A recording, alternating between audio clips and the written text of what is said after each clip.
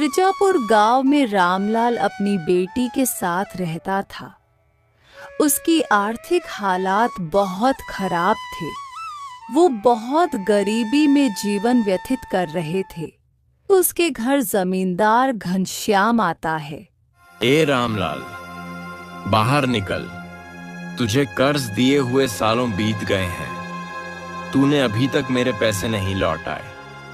मुझे आज मेरे पैसे चाहिए, नहीं तो मैं तुम सबको धक्के मारकर घर से बाहर निकाल दूंगा।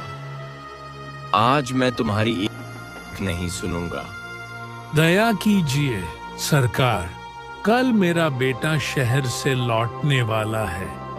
मेरा बेटा आते ही मैं सबसे पहले उसे आपके पास भेज दूंगा और आपके सारे पैसे लौटा दूंगा। सिर्फ 2 दिन रुक जाइए। कितने सालों तक आपने इंतजार किया है, सिर्फ 2 दिन की मोहलत और दे दीजिए। बस, अब बहुत हो चुका। तुम्हें बहुत मोहलत मिल गई। हर बार तुम यही बोलते हो कि तुम्हारा बेटा आने वाला है। सालों बीत गए लेकिन तुम्हारे बेटे ने गांव में कदम तक नहीं रखा। लगता है तुम मेरे पैसे लौटाना ही नहीं चाहते और ना ही तुम्हारा कोई बेटा आने वाला है। मैं अब कुछ नहीं सुनूंगा। मुझे मेरे पैसे अभी चाहिए, नहीं तो इस घर से बाहर निकलो। नहीं सरकार, दया कीजिए। अगर 2 दिन में आपके पैसे नहीं मिले तो हम खुद यह घर छोड़ देंगे, लेकिन 2 दिन रुक जाइए। अच्छा ठीक है, मैं तुम्हें आखिरी 2 दिन की मोहलत देता हूँ। अगर 2 दिन में मेरे पैसे मुझे नहीं मिले तो तुम्हारा सारा सामान बाहर फेंककर तुम्हें भी इस गांव से बाहर फेंकवा दूंगा। ऐसा बोलकर जमींदार वहां से चला जाता है। पुष्पा अपने पिताजी से कहती है, भैया 2 दिन में आ जाएंगे ना? अगर इस बार भैया नहीं आए तो जमींदार तो हमें गांव से निकलवा देगा। इस बार वह हमारी एक भी नहीं सुनेगा। आज वह बहुत गुस्से में था। आपने देखा नहीं, वह तो आज ही हमें निकाल देता। तुम फिक्र मत करो बेटी, अमर ने कहा है वो आता ही होगा और उसने पैसों का इंतजाम भी कर लिया है। वह आते ही मैं जमींदार के सारे पैसे लौटा दूंगा। फिर फिक्र करने की कोई बात नहीं। 2 दिन बीत जाते हैं। 2 दिन के बाद रामलाल के घर एक आदमी आकर बोलता है, अरे रामलाल, गजब हो गया। जिस कारखाने में तुम्हारा बेटा काम करता था, उस कारखाने में बहुत भीषण आग लगी थी, जिसमें उस कारखाने में काम करने वाले जितने भी लोग थे, सारे के सारे बहुत बुरी तरह से जल गए। और खबर मिली है कि उसमें से कोई नहीं बचा। और इस कारखाने में तुम्हारा बेटा भी काम करता है। ये सुनकर रामलाल के ऊपर दुखों का पहाड़ टूट पड़ता है। 2 दिन बाद उनके गांव में एक आदमी सूटकेस लेकर आता है। अरे भाई साहब, जरा सुनिए तो, ये रामलाल का घर कहाँ है? क्या आप मुझे बता सकते हैं?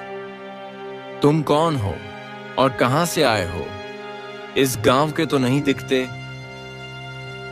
आप तो भी जानते ही होंगे कि रामलाल के बेटे की कारखाने में आग लगने की वजह से मृत्यु हो गई थी।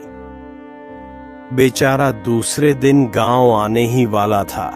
उसने इतने सालों तक बहुत मेहनत करके बहुत सारा धन जमा कर लिया था। वह सब लेकर घर आने वाला था।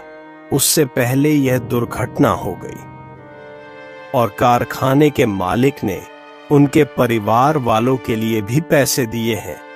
मैं उसके वही पैसे उसके पिताजी रामलाल जी को देने आया हूँ। ये सुनकर जमींदार के मन में लालच जाग जाता है। और वह सोचता है, क्यों ना मैं इसे बोल दूं कि मैं ही रामलाल हूं और इससे पैसे ले लूं। वैसे भी रामलाल ने मुझे कर्जा लिया है, वह खुद तो मुझे चुकाने से रहा। मैं इसी से ही पैसे ले लेता हूं, जिससे मुझे कर्ज का पैसा भी मिल जाएगा और मेरा काम भी बन जाएगा। इसके लिए मुझे इसे यहीं से भगा देना होगा, ये रामलाल तक पहुंच ही ना पाए। अरे भाई, मैं ही रामलाल हूं और जिसकी बात तुम कर रहे हो वह मेरा ही बेटा था।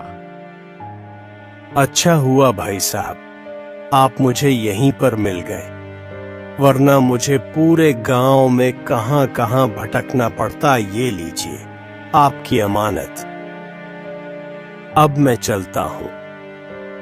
यह कहकर वह आदमी वहां से चला जाता है और जमींदार वह सूटकेस लेकर अपने घर चला जाता है। और जैसे ही वह सूटकेस खोलकर देखता है, उसमें ढेर सारे पैसे होते हैं। जमींदार यह देखकर बहुत खुश हो जाता है। मुझे तो कुछ समझ में नहीं आ रहा, अब हमारा गुजारा कैसे होगा। हम तो पूरी तरह से अमर के भरोसे पर थे, लेकिन पता नहीं ईश्वर यह कैसी परीक्षा ले रहा है। अमर ही तो हमारा सहारा था, भगवान ने उसे भी हमसे छीन लिया। भगवान इतने कठोर दिल कैसे हो सकते हैं। कभी कभी लगता है कि ईश्वर है ही नहीं। अगर होते तो हमारे साथ इतना सब नहीं होता, जबकि हमने किसी का कुछ नहीं बिगाड़ा। पिताजी, आप चिंता मत कीजिए, मैं भी काम में आपका हाथ बटाऊंगी। हम कुछ ना कुछ करके जमींदार का कर्ज लौटा ही देंगे। आप फिक्र मत कीजिए, नहीं तो आपकी तबीयत और भी खराब हो जाएगी। पुष्पा दूसरों के घर में काम करने और खाना बनाने का काम करने लगती है। इसी तरह से कुछ दिन बीत जाते हैं। एक दिन पुष्पा पानी लेने जमींदार के कुएं पर जाती है और उसी दिन जमींदार के दोस्त का एक लड़का जमींदार के घर आता है। वो पुष्पा की ओर देखता है और पुष्पा को पसंद करने लगता है और जमींदार से बोलता है, क्या आपने पहचाना? मैं आपके दोस्त हरिवंश राय का बेटा हूँ। मेरा नाम रोहन है। अरे बेटा रोहन, तुम कितने बड़े हो गए हो। तुम्हें जब पिछली बार देखा था तो तुम बहुत छोटे थे, इसलिए चेहरा थोड़ा पहचान नहीं आया। बोलो बेटा, कैसे आना हुआ? वो क्या है ना चाचा जी, दरअसल पिताजी ने एक जमीन का सौदा करने के लिए मुझे यहाँ भेजा था। वहीं जमीन देखने के लिए मैं आया था। इस सिलसिले में आपसे भी थोड़ी बात करनी थी। अच्छा, तो तुमने अभी कारोबार भी संभालना शुरू कर दिया है? हाँ चाचा जी, थोड़ा बहुत मैं भी कारोबार देख लेता हूँ। अब पिताजी से ज्यादा काम नहीं हो पाता। अब उनकी उम्र हो चुकी है, इसलिए ज्यादातर काम मैं देख लेता हूँ। ये तो अच्छी बात है बेटा। आपसे एक बात पूछनी थी चाचा जी। दरअसल में जब आ रहा था तो कुएं पर मैंने एक लड़की को देखा। क्या आप बता सकते हैं कि वह लड़की कौन है? लड़की? कौन सी लड़की? अभी जब मैं आ रहा था तो आपके घर के सामने जो कुआं है, इस कुएं पर मैंने एक लड़की को पानी भरते देखा। क्या बता सकते हैं वो कौन है? रुको रोहन बेटा, तुम चाय पियो, तब तक मैं देख कर आता हूँ। जमींदार बाहर जाकर कुएं की ओर देखता है तो कुएं पर उसे खुद की ही लड़की रानी दिखाई देती है। पुष्पा वहां से जा चुकी होती है। अरे रोहन बेटा, जिस लड़की के बारे में तुम पूछ रहे हो वह मेरी ही बेटी है। अच्छा अच्छा, ठीक है चाचा जी, मुझे लगा, जाने दीजिए, छोड़िए, आप बताइए आप कैसे हैं। रोहन बात को पलट देता है, लेकिन जमींदार को इस बात पर शक हो जाता है। मुझे लगता है रोहन बाबू को मेरी लड़की पसंद आ गई है। यह तो बहुत अच्छी बात है। और मेरी लड़की इतने बड़े खानदान में चली जाएगी तो उसका तो नसीब ही चमक जाएगा। इतने अमीर लोग मुझे और कहीं नहीं मिलने वाले। इतना सोचकर जमींदार मन ही मन बहुत खुश हो जाता है। तभी रोहन बोलता है, चलिए चाचा जी, मैं अब निकलता हूँ, मुझे देर हो रही है। नहीं नहीं बेटा, 1-2 दिन रुक कर जाओ। जरा गांव की भी शुद्ध हवा में रहो। शहर तो रोज ही रहते हो, हमें भी थोड़ा मौका दो तुम्हारी खातिरदारी करने का। नहीं चाचा जी, इस बार नहीं, अगली बार आऊंगा तो रुकूंगा। इतना कहकर रोहन वहां से चला जाता है। घर जाकर अपने पिताजी से कहता है, पिताजी, मैंने गांव में एक लड़की देखी है और मुझे उसी से शादी करनी है। मुझे वो लड़की बहुत पसंद आई। अरे बेटा, तुम किसी लड़की की बात कर रहे हो?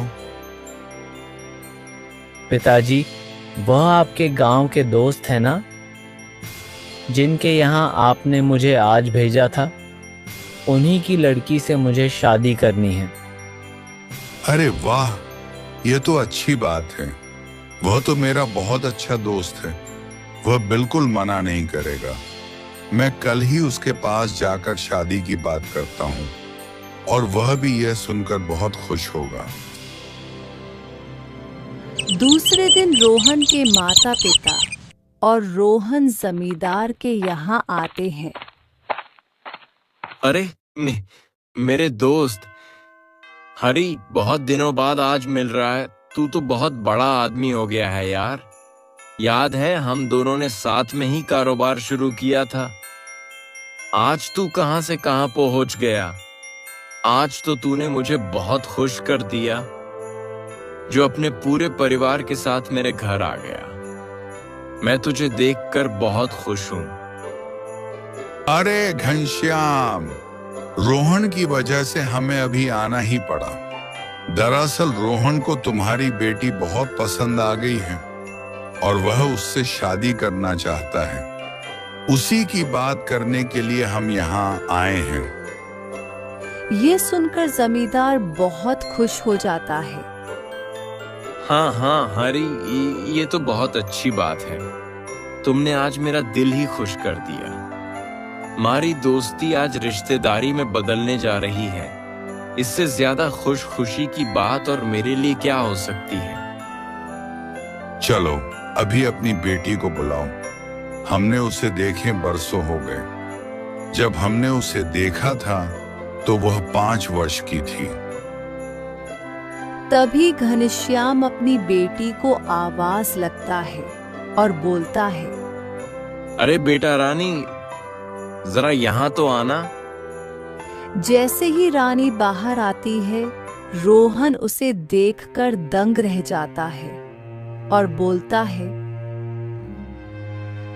अरे चाचा जी, जिसे मैंने उसे दिन देखा था, यह वह लड़की नहीं है। वह लड़की कोई और थी। ये आप क्या बात कर रहे हो रोहन बाबू? आपने उसे दिन जिसे देखा था, ये वही लड़की है। ठीक से देखिए, शायद आप भूल गए। ये वही लड़की है जो उसे दिन कुएं के पास खड़ी थी। नहीं नहीं चाचा जी, मुझे अच्छी तरह से याद है।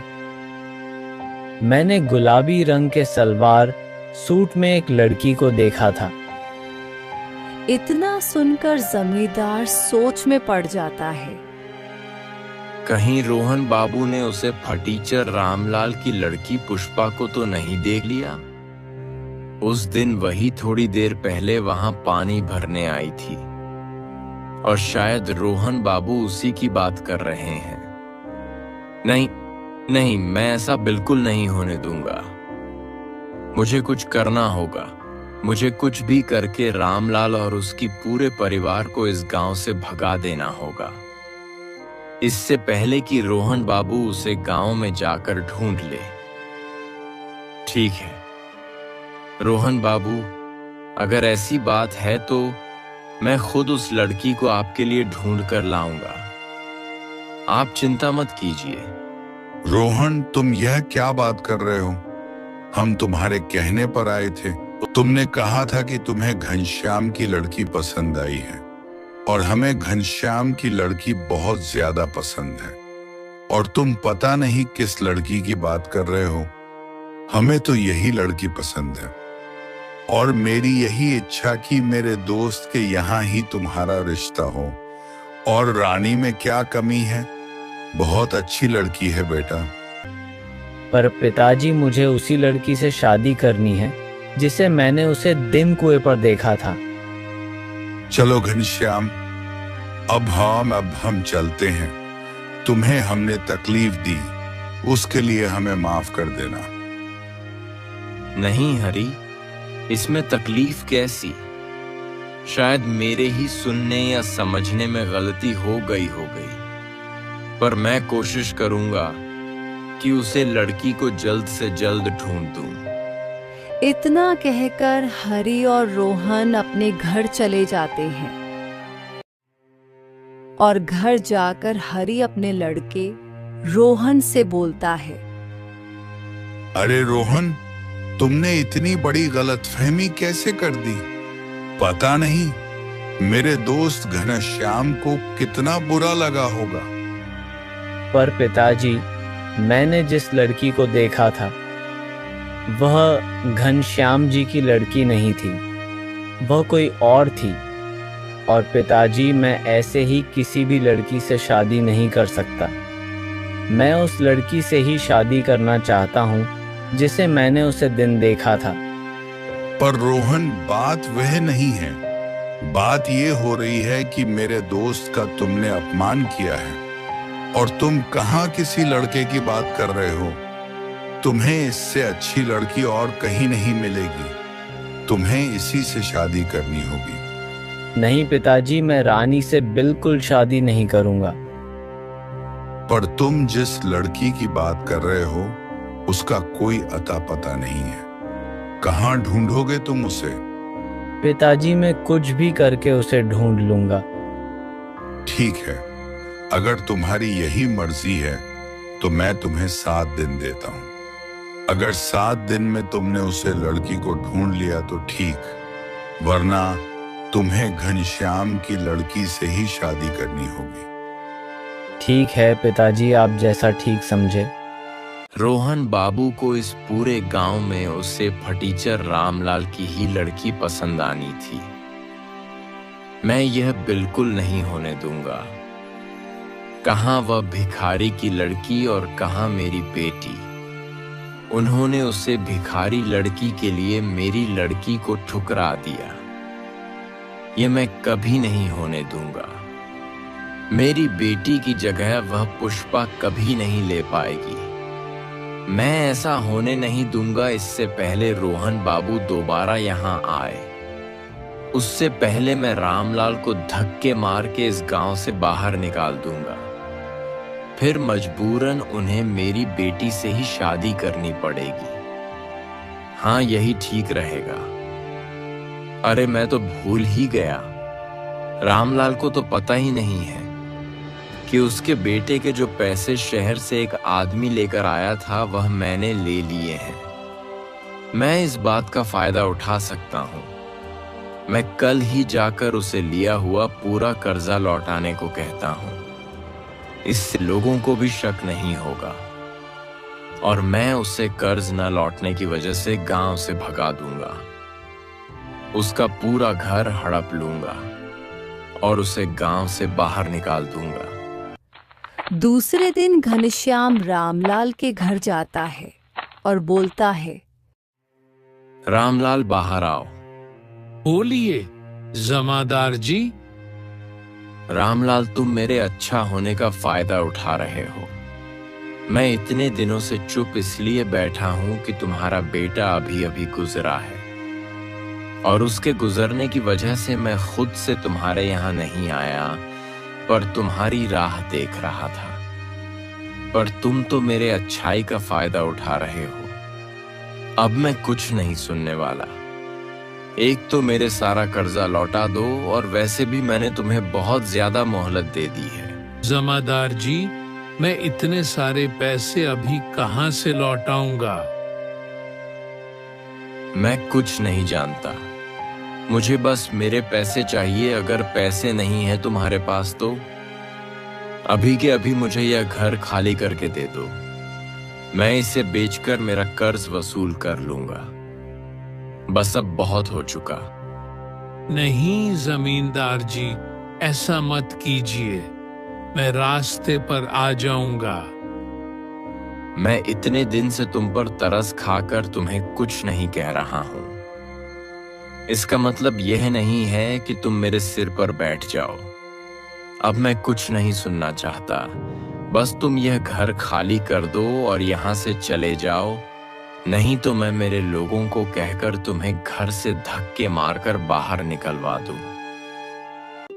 चलिए पिताजी, अब हम खुद को झूठी तसल्ली नहीं दे सकते। हम यूं लकड़ियां बेचकर और दूसरों के घर काम करके जमींदार के पैसे नहीं लौट पाएंगे। हमें यह घर छोड़कर जाना ही पड़ेगा। इतना कहकर पुष्पा अपने पिताजी को लेकर घर से बाहर चली जाती है और दूर जंगल में जाकर एक छोटी सी झोपड़ी बनाकर उसमें रहने लगते हैं। और इसी के चलते पुष्पा के पिता की तबीयत खराब हो जाती है, और इसी वजह से अपने पिताजी का लकड़ी बेचने का काम पुष्पा संभाल लेती है और किसी तरह से घर चलाने लगती है। मैं तो कितना खुशकिस्मत हूँ जो मुझे तुम्हारी जैसी बेटी मिली, पर मेरी वजह से तुम्हें कितनी मुश्किलों से सामना करना पड़ रहा है। पिताजी, आप ऐसा मत बोलिए। आपकी सेवा करने के लिए मुझे कोई मुश्किलों के सामना नहीं करना पड़ रहा है। आपकी सेवा करना मेरा धर्म है। आपकी सेवा करने में कैसी मुश्किल? पिताजी, मैंने खाना बनाकर रख दिया है, आप खाना खा लेना। मैं लकड़ी तोड़ने जा रही हूँ, जल्दी लौट आऊंगी। इतना कहकर पुष्पा जंगल में लकड़ी काटने चली जाती है। देखते ही देखते सुबह से शाम हो जाती है, पर पुष्पा जंगल से नहीं लौटी। इसी वजह से पुष्पा के पिता बहुत परेशान हो जाते हैं।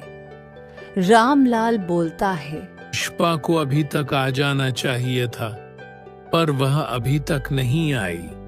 कहीं वह किसी मुसीबत में तो नहीं फंस गई। मुझे अपनी बच्ची को जाकर ढूंढना चाहिए। मैं घर पर ऐसे हाथ पैर हाथ रखकर नहीं बैठ सकता। इतना कहकर रामलाल पुष्पा को ढूंढने के लिए जंगल की ओर निकल पड़ता है। रास्ते में रामलाल की तबीयत बहुत खराब हो जाती है और वह चक्कर खाकर नीचे गिर जाता है, और यहाँ पुष्पा घर पहुंच जाती है। तभी रोहन पुष्पा को ढूंढते ढूंढते रामलाल के पास आकर खड़ा हो जाता है और बोलता है, बाबा आप ठीक तो हो ना? रोहन रामलाल को वो उठाता है और किसी तरह उठाकर एक पेड़ के नीचे बिठा देता है और बोलता है, अरे बाबा आप इस जंगल में क्या कर रहे हैं? आपकी तो तबीयत भी बहुत खराब लग रही है। अरे बेटा, मैं अपनी बेटी पुष्पा को ढूंढने के लिए जंगल में जा रहा था। वह लकड़ियां तोड़ने गई थी, पर अब तक नहीं लौटी। पता नहीं कैसे मुझे चक्कर आ गई। कोई बात नहीं बाबा, बस आप मुझे आपका घर का पता बताइए, मैं आपको आपके घर छोड़ देता हूँ। तभी अचानक रोहन रामलाल को लेकर पुष्पा के घर के अंदर आता है और जैसे ही रोहन की नजर पुष्पा पर पड़ती है, पुष्पा को देखकर रोहन को धक्का लग जाता है और मन ही मन बहुत खुश भी हो जाता है। ये ऊपर वाले, तेरा लाख लाख शुक्रिया, आज तूने मेरी सुन ली। अगर मैं आज इस बाबा की मदद नहीं की होती तो मैं यहाँ तक कभी पहुँच नहीं पाता। धन्यवाद ऊपर वाले, जो तूने मुझे इस लड़की से मिला दिया, वरना मुझे घनश्याम की लड़की से शादी करनी पड़ती। पिताजी, आप ठीक तो है ना? बेटा, तुम ठीक तो हो ना? मैं तुम्हें ढूंढने बाहर गया था, पता नहीं कैसे मुझे चक्कर से आ गए थे और मैं बीच राह पर गिर गया था। तभी इन्होंने मेरी मदद की और मुझे घर तक लेकर आए। अगर यह वहां नहीं होते तो पता नहीं मेरा क्या होता। आपका बहुत बहुत शुक्रिया, आपने मेरे पिताजी की मदद की। मैं हमेशा आपकी शुक्रगुजार रहूंगी। बाबा, आप गांव के बाहर इस जंगल में इस ऐसी छोटी सी झोपड़ी बनाकर क्यों रह रहे हैं? तब रामलाल अपनी सारी आपबीती बताता है और जमींदार की सारी करतूत भी बता देता है और अपना बेटा कारखाने की आग में खो दिया यह भी बताता है। ये सुनकर रोहन बोलता है, बाबा, वह कारखाना मेरा ही था, मैं ही उसे कारखाने का मालिक हूं। दरअसल तकनीकी खराबी की वजह से वह आग लगी थी। उसमें काफी लोग मारे गए थे, लेकिन मैंने मुआवजे के तौर पर सभी परिवारों को 2-2 लाख रुपए भिजवाए थे। क्या आपको वह पैसे नहीं मिले? बेटा, यहाँ तो कोई भी नहीं आया, हमें कोई पैसा नहीं मिला। अगर मिल जाते तो तुम ही सोचो हम यहाँ जंगल में हो क्यों होते। ये सुनकर रोहन को धक्का सा लग जाता है। रोहन बोलता है, ऐसे कैसे हो सकता है? मैंने तो अपने आदमी को कहकर पूरे पैसे भिजवाए थे। जरूर कुछ गड़बड़ है, मुझे इस बात का पता लगाना पड़ेगा। बाबा, आप बिल्कुल फिक्र मत कीजिए, मुझे 2 दिन का वक्त दीजिए, मैं इस बात का पता लगाकर आपको आपके पैसे दिलवा कर रहूंगा। दूसरे दिन रोहन अपने आदमी को लेकर रामलाल के घर आता है और पूछता है। वह आदमी साफ इनकार कर देता है और बोलता है, नहीं साहब, मैंने वह पैसे इनको नहीं दिए। मैंने वह पैसे रामलाल नाम के आदमी को दिए हैं। उसने ही कहा था कि उसका नाम रामलाल है और मैंने वह सूटकेस उनके पास दे दिया था और वहां से चला गया। मुझे नहीं पता था कि वह मुझसे झूठ बोल रहा है। मुझे माफ कर दीजिए, मुझसे बहुत बड़ी गलती हो गई। क्या तुम मुझे बता सकते हो कि वह आदमी कौन है जिसको तुमने पैसे दिए? हाँ साहब, मैं अगर उसे देख लूं तो मैं उसको पहचान जाऊंगा। मैं तुम्हें 2 घंटे का वक्त देता हूँ। पूरे गांव में पता करो कि वह पैसे तुमने किस दिए और मुझे जल्द से जल्द वह इंसान चाहिए जिसके तुमने वह पैसे दिए। थोड़ी देर बाद वह आदमी दौड़ा दौड़ा आता है और बोलता है, मालिक, मैंने पता कर लिया। उस आदमी का नाम रामलाल नहीं घनश्याम है और वह इस गांव का जमींदार है। उसी ने मुझसे झूठ कहा था कि वो रामलाल है और सारे पैसे मुझे ले लिए थे।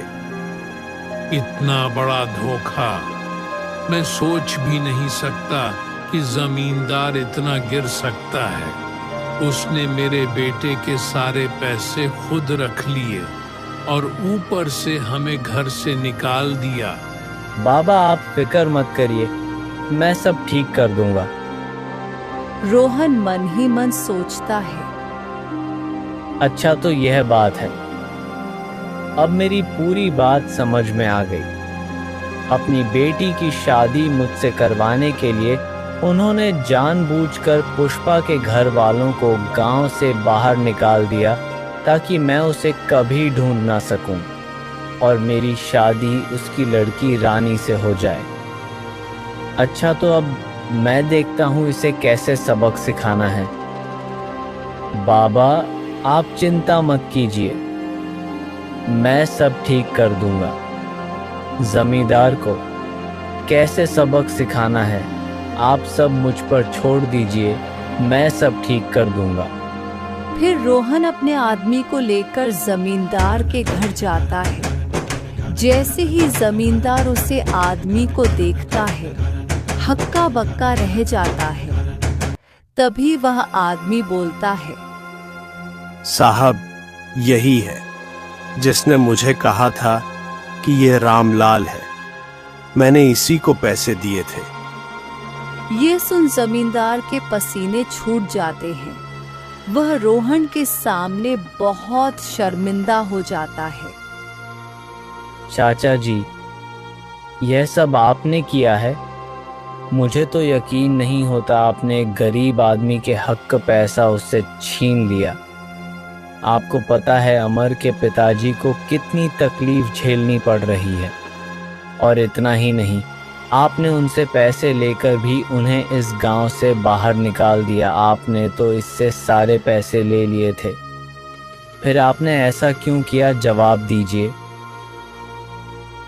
रोहन बेटा, मुझे माफ कर दो। मुझसे गलती हो गई। मैं पैसों के लालच में आ गया था और अपनी बेटी के मोह में अंधा हो गया था, इसलिए मैंने ऐसा किया। जब तुमने उस लड़की के बारे में बताया तभी मैं पहचान गया था कि वह लड़की कोई और नहीं, पुष्पा ही थी। इसलिए मैंने यह चाल चली और पुष्पा और उसके पिताजी को इस गांव से निकाल दिया ताकि तुम्हें वह लड़की नहीं मिले और मजबूरन तुम्हें मेरी बेटी से शादी करनी पड़े। मुझे माफ कर दो बेटा, मैं बहक गया था। तभी हरिवंश राय वहां पर आ जाता है। उसे भी यह सारी घटना पता चल जाती है और वह भी जमींदार को बहुत खरी खोटी सुनाते हैं। और फिर रोहन और उसके पिताजी पुष्पा के घर जाते हैं और सारे पैसे उसके पिताजी को देते हैं और उसके पिताजी से पुष्पा का हाथ भी मांगते हैं।